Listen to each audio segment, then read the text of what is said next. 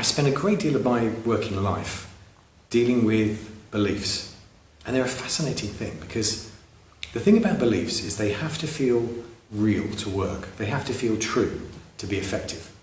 If you have a belief that you only half believe, it doesn't really motivate you to act in the way that the belief wants you to. For example, the belief that the floor is solid is a useful belief to have. It helps you navigate the world.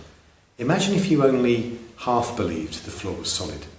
How that would affect your time getting up out of bed in the morning and going to the loo. You would never quite trust the floor.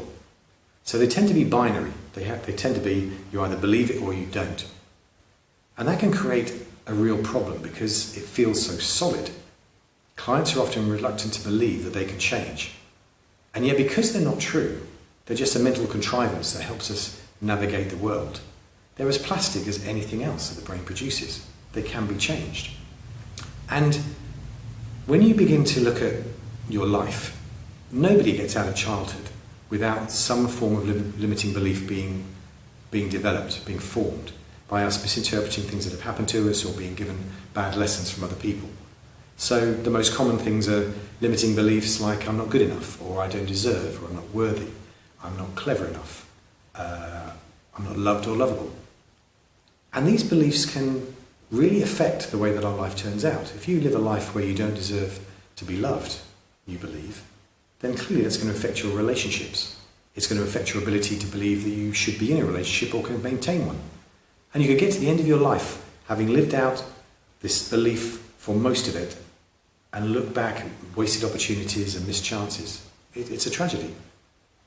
And it's a wonderful moment in therapy when somebody confronts a limiting belief and works with it and lets it go, because right up to the moment that a belief is let go of, they won't believe they can do it. But then the minute the therapy works and the belief changes, they'll look back on that old belief in disbelief. They won't believe they could ever have believed that to be true because it's been substituted by something more positive, by a growth belief. And if you think about when you're a child, you probably solidly believed in Santa Claus, absolutely believed Santa was real. And then something happened, and now you no longer do. And when you look back now, you can see that the Santa belief was just a childish fantasy. Well, so is a limiting belief you might have that you're not lovable, or good enough, or deserving, or worthwhile. Imagine if what happened to your Santa belief happened to one of those, how that would change your life. And going to see a cognitive therapist is absolutely a way that this could be achieved. So please do reach out and contact one of us and see what we can do to help you.